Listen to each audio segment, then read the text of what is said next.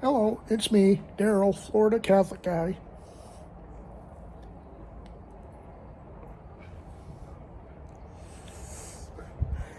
Just enjoying my Sunday night cigar. Been a long time since I've had a cigar, a few months at least.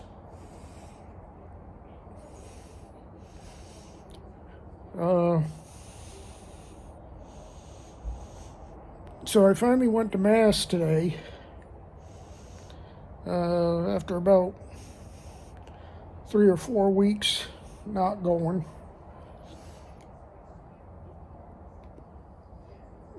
Was able to get to confession, which was good because I needed it.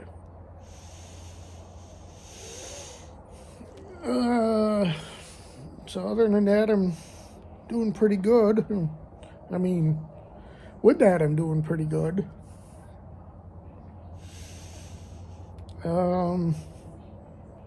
I've also lost quite a bit of weight, down to 297. That's after being up over 310. I think it was like 311, 312, so that's pretty good amount of weight. My legs are still sore, but they're getting better. So I think losing the weight is going to help a lot with my legs. I did have a cheat day today. I had some cinnamon roll coffee cake stuff for breakfast this morning. But, it's a Sunday, so as long as I don't, make that an all the time thing, I think I deserved it.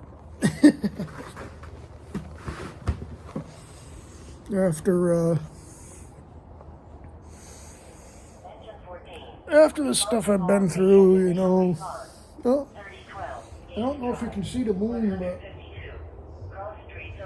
it's kind of hazy. It's like I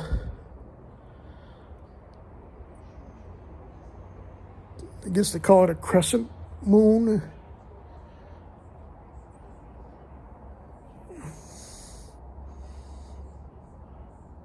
So, it's a nice night. I think it was 65 degrees. I looked when I went out.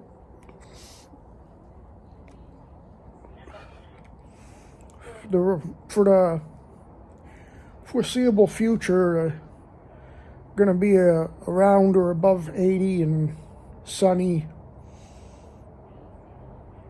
So, we're in our good weather stretch now.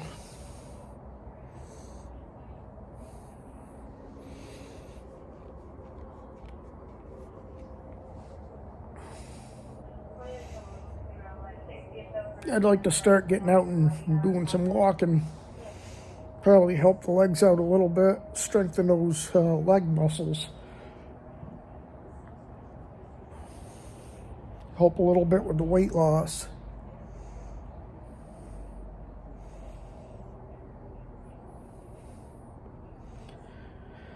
So I guess the big news lately has been all the plane crashes.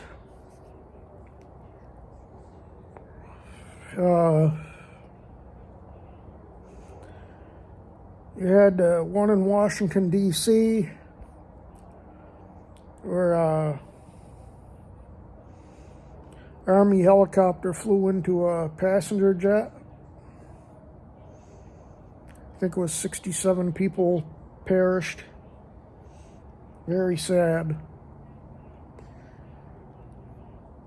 Now, from the stuff I've read online, the pilot of the helicopter was a woman with only 400 and something hours, and that's not a lot of time, especially to be flying near a busy airport like that.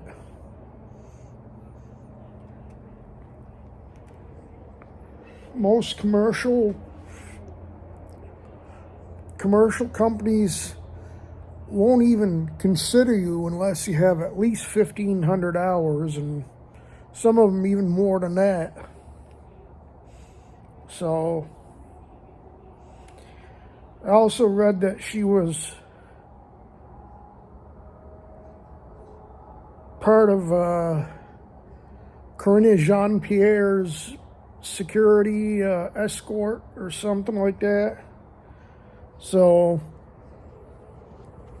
from the sounds of it, she just recently started flying again.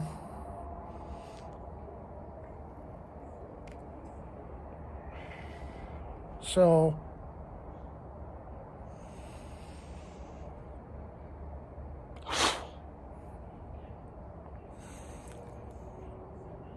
and then you had the medical plane that went down in Philly. I think as far as that goes, to me, that sounds like it was strictly an accidental thing. Either a mechanical engine failure or somehow got into a stall or something like that. And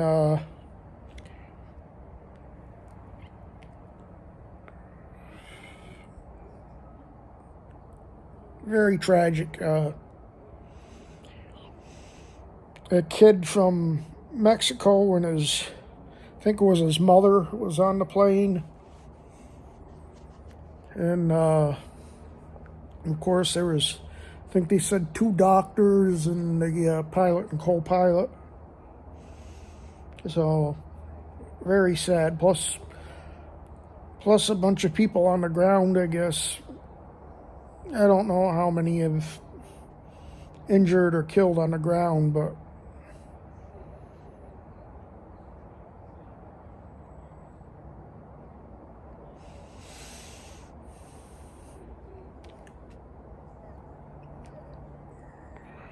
that Washington, D.C. one intrigues me simply because if you look at the video, it looks like the helicopter flew directly into that plane. And if you look at the track on the flight radar, it actually, right before it hit the plane, it turned to go right into the plane. So, I don't know, something's off with that.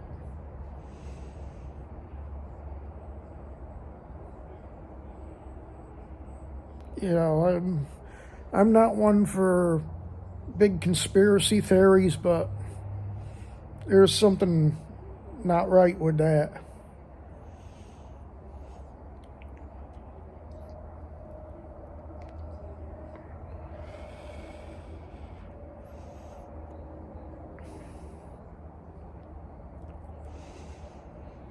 I guess now those Black Hawk helicopters, they're testing out AI pilots, or there won't even be a pilot in there. It'll just be flying by AI. And they're doing that also with fighter jets too. I mean, there's just so much stuff that could go wrong. It's like the whole Skynet thing with Terminator. And now they're talking about having all our nuclear weapons controlled by AI, or instead of having humans be responsible for the launch, AI will do it all. No, I'm sorry, I'm not for that.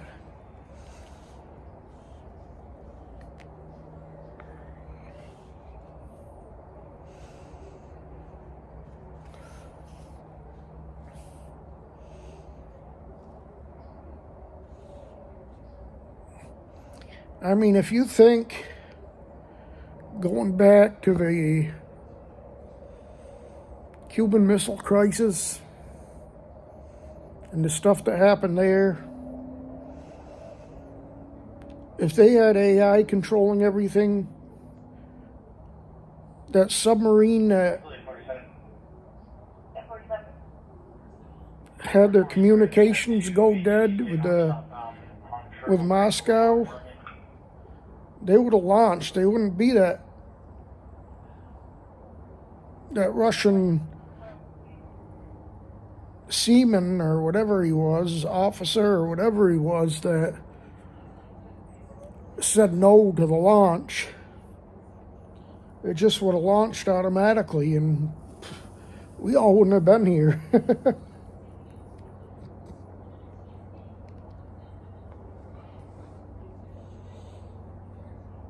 So I think when you're dealing with nuclear weapons, I think you need that human element to where they can stop and say, you know, is this happening, or is what we're seeing real?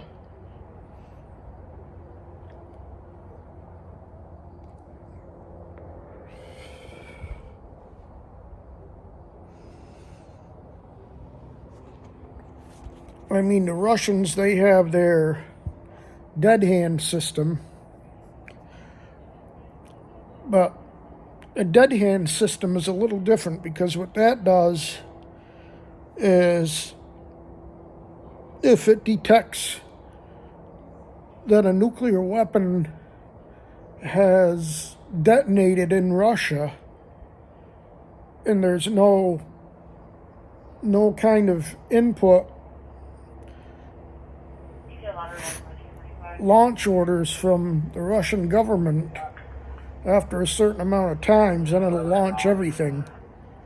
But that only happens after there's been a nuclear detonation on Russian territory. So that's a different type of a thing than a AI controlling your whole nuclear arsenal.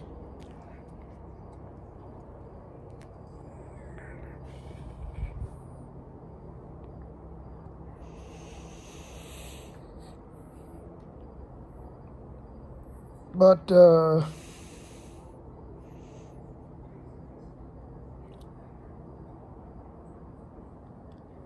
Ukraine map was lit up.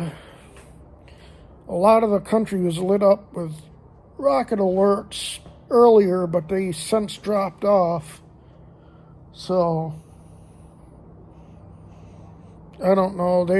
Friday night into Saturday morning, the entire country of Ukraine was lit up for like 4 hours, which has never happened before. And there was like up to a dozen Russian bombers that were in the air doing launch maneuvers over the Caspian Sea, which is where they usually go if they're going to attack Ukraine.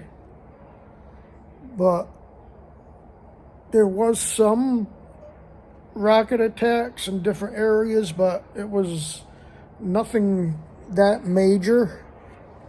So it was like they had a major attack, and then there was a transmission from Kapustin Yar, which is where Russia keeps their what do they call them? Oreshniks.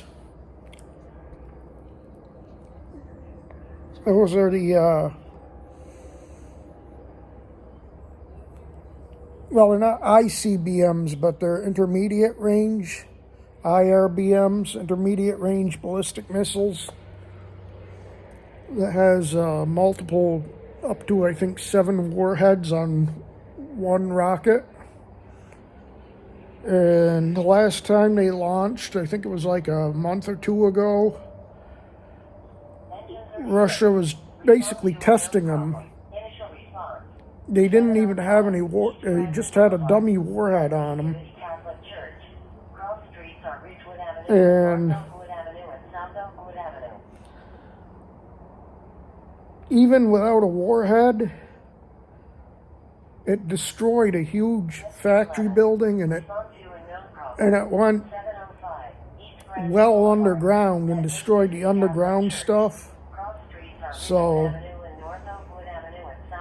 if they put a warhead on it, especially a nuclear warhead, which it can do, that's going to be devastating. And unfortunately, the things I'm hearing from Trump doesn't sound too good.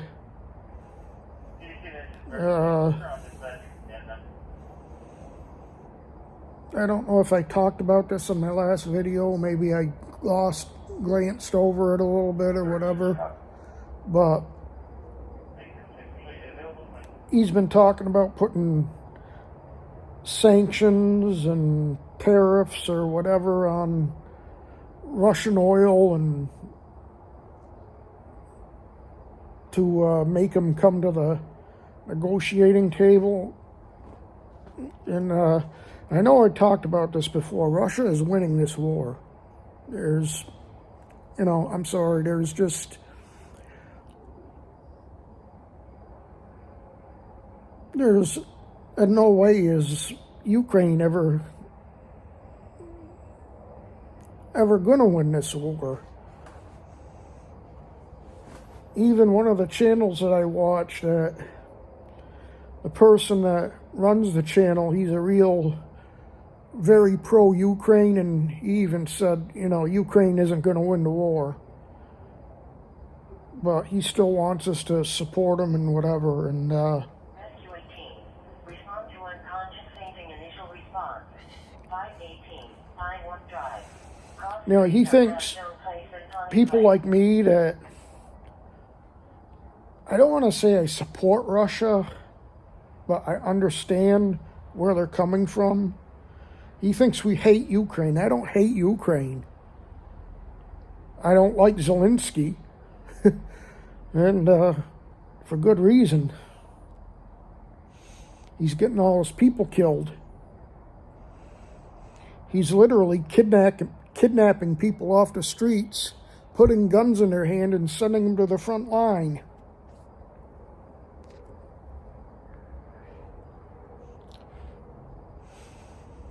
And, I'm not saying that Russia's a good guy, because Russia's done some messed up stuff too. But,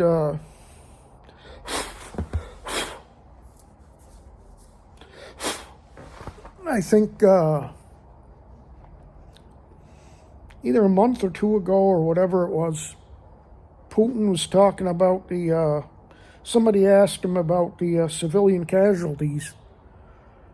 And he says, well, if you look at the civilian casualties, both in Ukraine and in Russia, it's a lot less in the 3 to 4 year war that they've been having than Israel's killed in Gaza and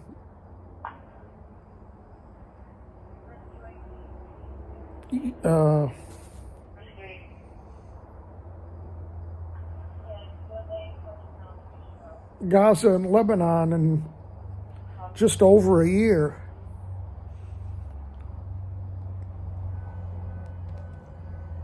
And now, I know a lot of that is because Hamas and Hezbollah, put civilians inside of military targets as human shields. But Putin is right. I mean, in any war, there's civilian targets that get dead. It's unfortunate. Shouldn't happen, but it does. I mean, look at us in World War II. When we sent 2 nukes to Japan, how many civilians died then,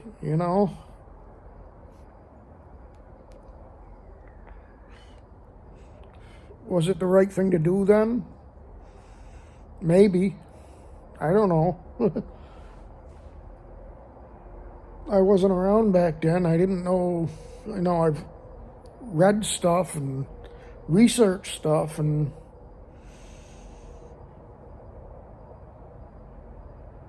they're probably right that if we hadn't dropped the nukes, then we probably would have, not probably, we absolutely would have lost a ton more of our soldiers if we had to invade Japan.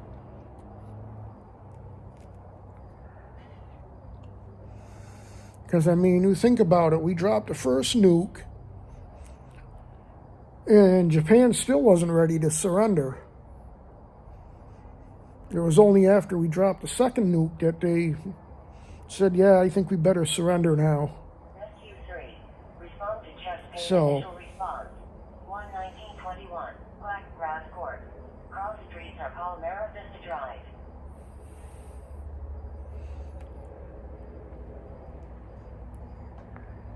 and I'm not a big fan of Israel and the Jews, but what Hamas did to them,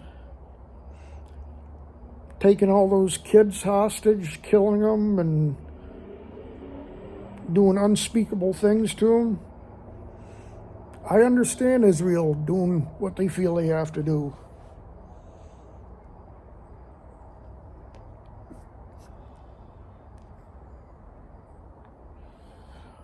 So, I mean, we would do the same thing if that happened to our people. And actually, it did happen to our people, because some of the people that got kidnapped by Hamas were Americans. But Biden was so feckless and whatever.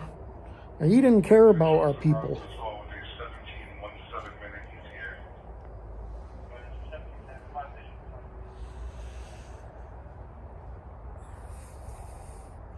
I'm so thankful that we got rid of him.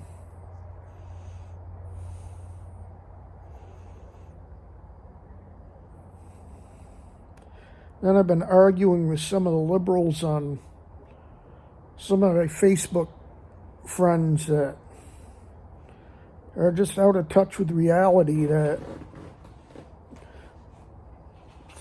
think that it's wrong to send these criminal illegals back to where they came from, and Trump is getting rid of our freedoms, and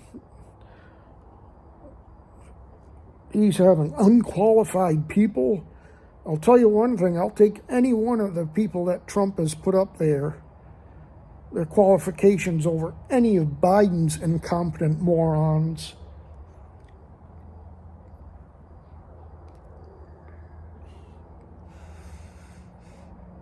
Biden had a nominee for FAA director, or whatever they call them, the Federal Aviation Administration. And I saw the hearing they played part of the hearing on Fox News. And he couldn't even answer basic aviation questions like,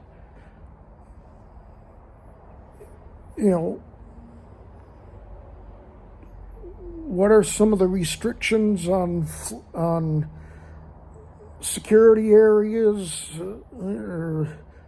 What's the length of separation between airliners when they're landing, and just somebody that is going to run the FAA needs to know. And he couldn't answer any of them.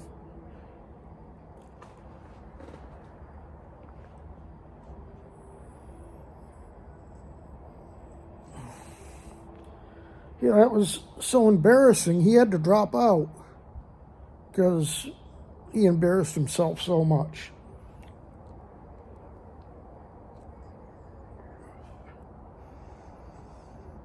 No.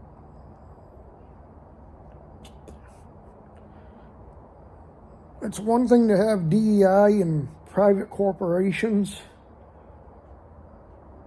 But in jobs where lives are on the line, like air traffic controllers, pilots,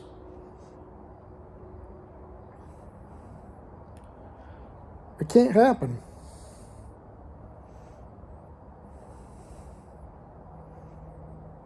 And thank God Trump is getting rid of that.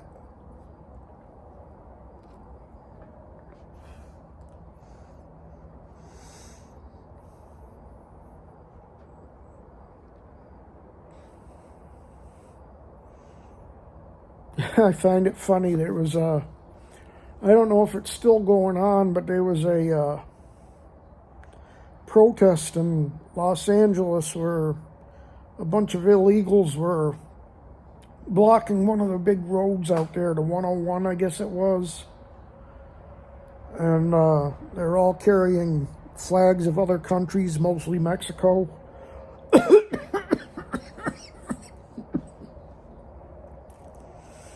And I'm just thinking to myself,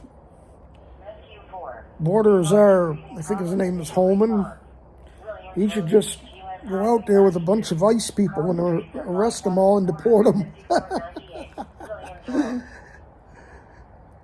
And I'll bet you he will, too.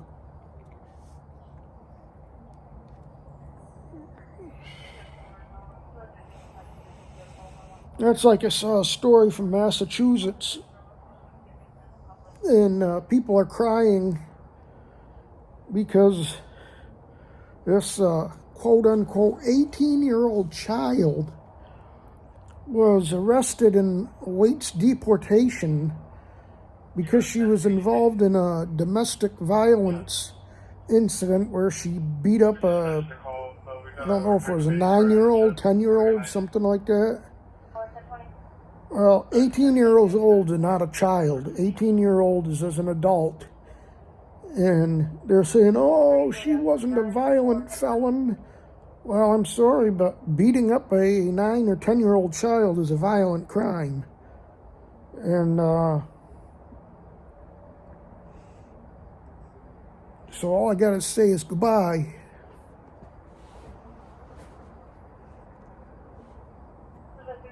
And if the family of that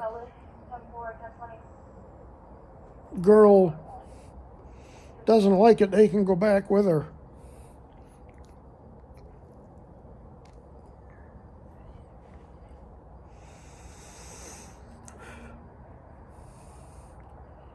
Of course, the Democrats are just mad because Trump is getting rid of all their voters.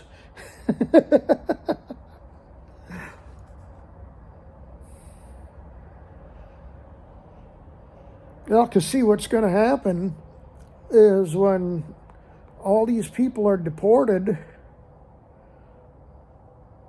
not only are the illegals not going to get to vote now, but when they do the census, the blue states are going to lose representatives because the Americans that live there in blue states are moving to red states.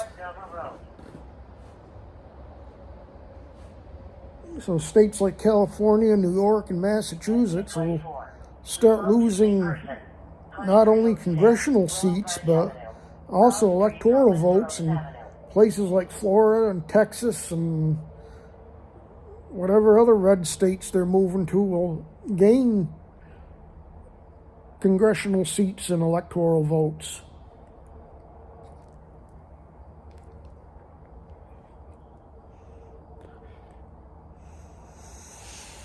But getting back to the war, I don't know if Trump is going to be able to solve anything. I mean, I think he's going to be out. I was going to say he's going to be good for domestic policy, but I'm not sure how I feel about this trade war with Mexico and Canada. That could really come back to bite us in the rear end. But are 2,525.98. You know, I'll withhold judgment on that until I see the results, but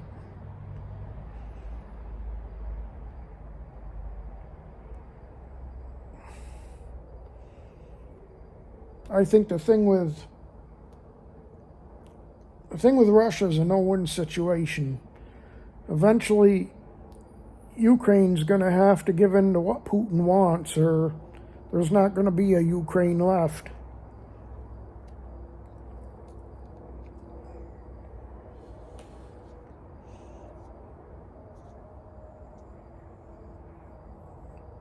And maybe Trump sees it. You know, maybe we'll see what he does, because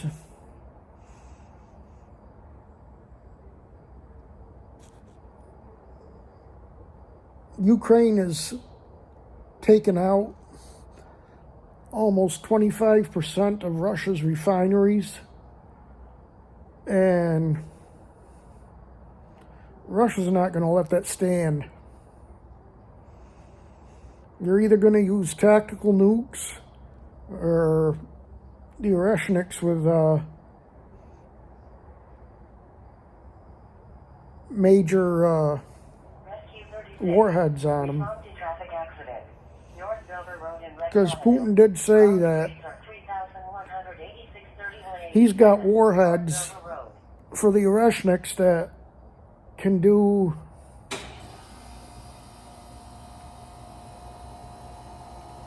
almost the same kind of damage as a nuke would without the radiation.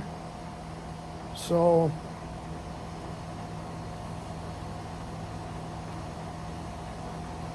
I'm actually surprised Putin hasn't leveled Kiev yet.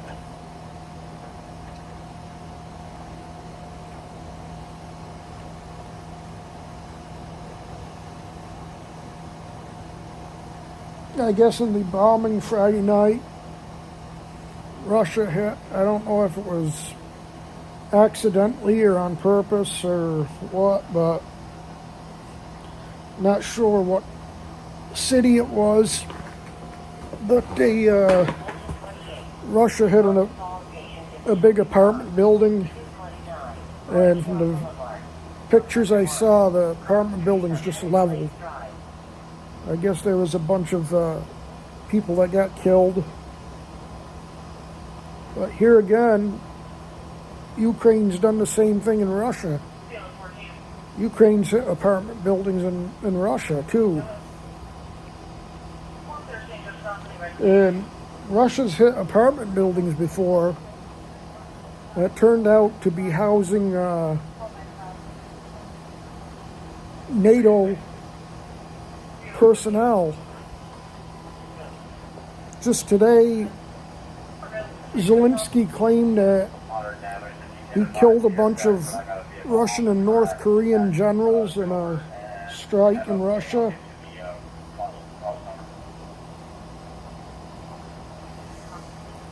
And if he's telling the truth, which is a big if with him,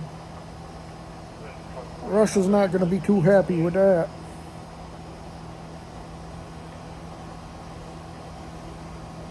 I mean, you could even see North Korea launch a nuke at Ukraine.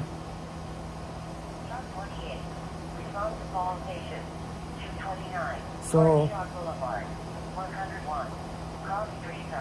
but what I was saying is, Trump thinks this is about oil or tariffs or whatever, and it's not. Russia's had the same goal from going back probably before 2014. And that is, he will not allow Ukraine to join NATO. That's first and foremost.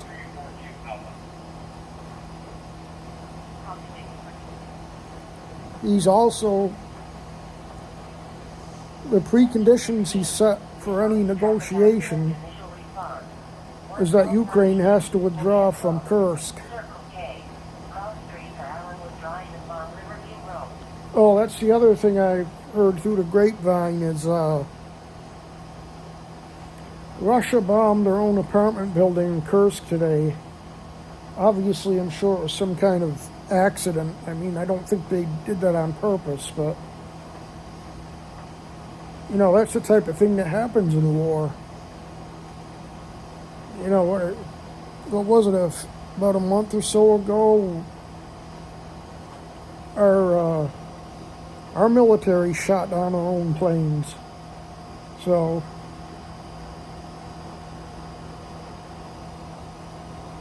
yeah, it's war. Bad things happen in war.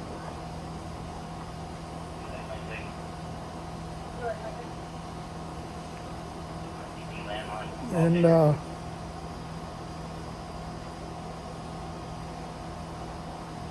but then there's, you know, all these people that talk about wanting to off Putin or get rid of Putin, and Putin's the one holding back. I mean, Putin's top aides all around him, a lot of them want to use nukes a year ago or more. But Putin realizes that once you use the nukes, it's only escalation after that, because even if they use the small, low-yield tactical nukes, it's still nukes. Still gonna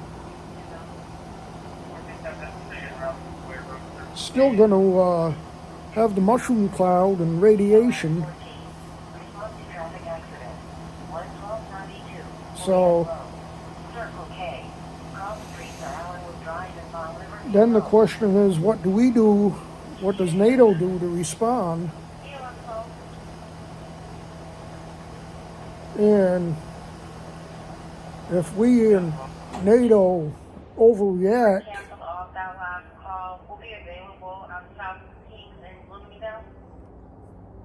you know, let's say that we decide to drop a low-yield tactical nuke on Kursk or St. Petersburg or Moscow, Putin's not going to let that go. Then the big nukes will start flying.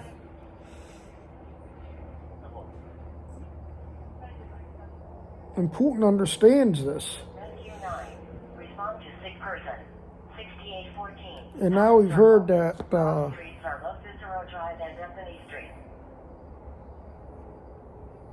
Blinken, who was Sleepy Joe's, I think he was the Secretary of State, he was pushing to get into a war with Russia. He wanted a war with Russia. Let that sink in.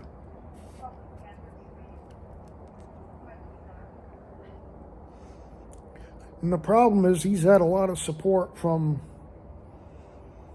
some on the Republican side, like Lindsey Grahamnesty. And, you know, these people are insane.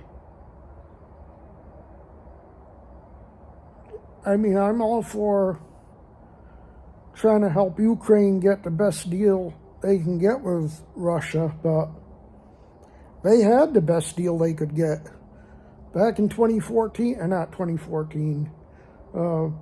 back in 2022, before the war really ramped up, Putin was going to let them keep all of Ukraine, other than Crimea, which was already under Russian control.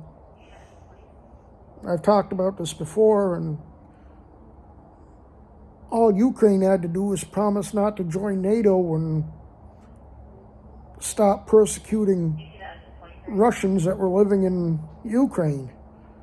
And Zelensky had agreed to do that until Boris Johnson said, no, don't do that. We need you to fight Russia, and we'll give you everything you need to fight Russia. And so that was the end of that. So now Russia owns almost half of Ukraine.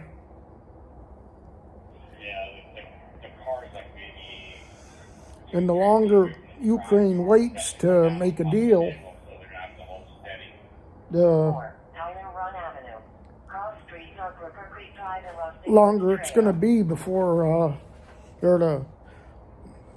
the longer Ukraine waits to make a deal, the more land Russia's going to take.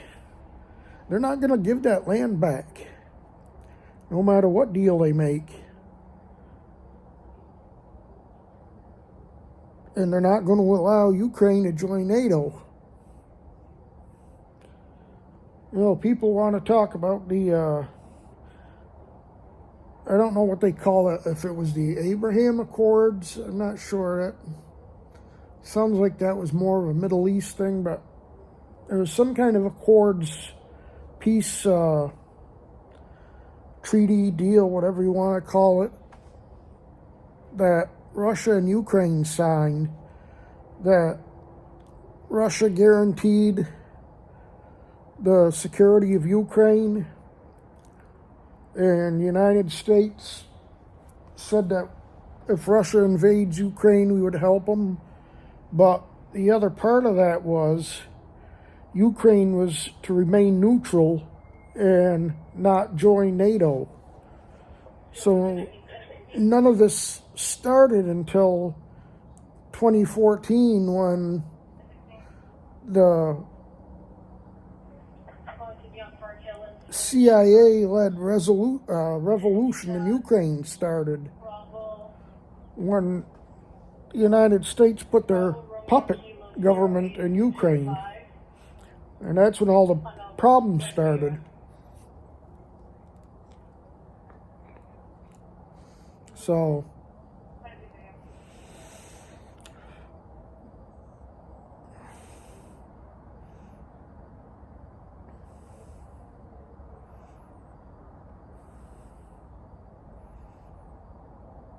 I don't know. You know, we'll see what happens. I'll give Trump credit. He does know how to make deals. So we'll see if he can do it. But this is going to test him real good. If he can do it, he'll be a miracle worker. Let's just say that.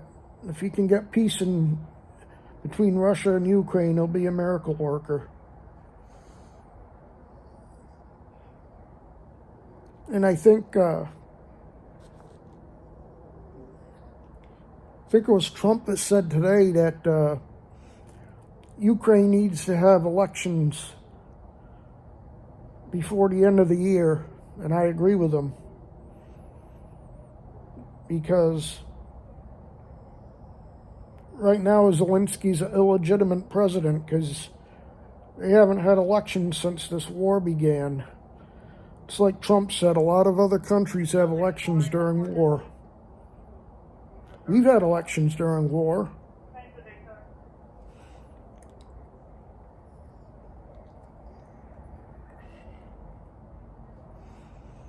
So if you want to have a quote-unquote democracy, you got to have elections. And no more excuse about being involved in a war.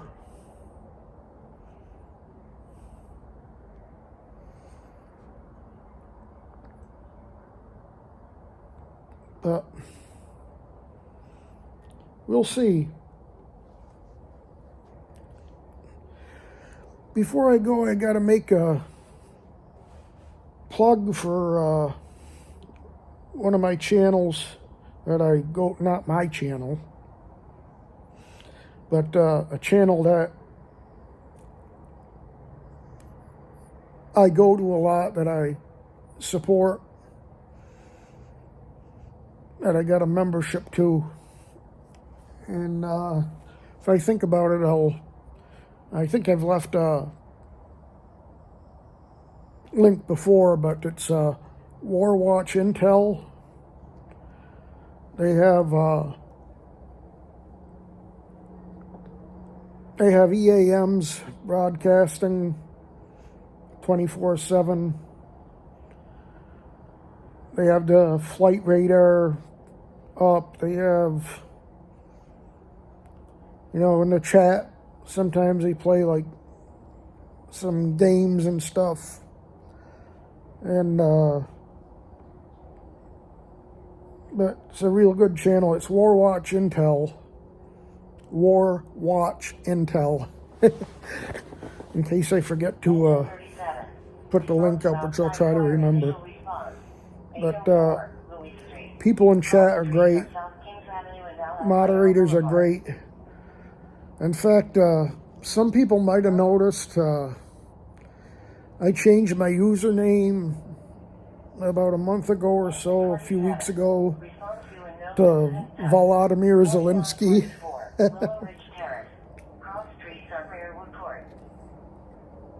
What was happening is on that channel, one of the moderators changed his name to Vladimir Putin. So he was Putin and I was Zelensky, and when we were in the chat together, we would have some real fun, you know. We would go back and forth, you know, saying, you know, I'll stop the war. I'm being Zelensky, saying, I'll stop the war if you give me some of that good vodka. And then he says, this was before Trump got inaugurated, and he said, pretty soon your money's going to run out because Trump's not going to give you any more. And he says, oh, you're right. And unfortunately, Trump doesn't drink vodka, so I can't give him any.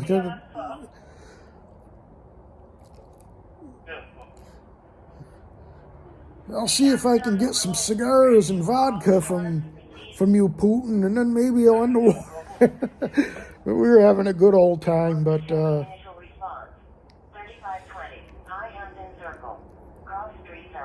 him being a moderator, the other moderators are like, you know, it was fun while it lasted, but, you know, we kind of want you to be your regular self, so I didn't have to change my name back, but since he did, it wasn't as fun anymore, so I changed my name back. Plus it's easier for when I make videos on my channel. Plus some of the other channels I go to, I'd probably get banned for impersonating Zelensky. Traffic accident. South US Highway 301 and Causeway Boulevard. Cross streets are 2,526.98. But we had some fun. Highway 301. So,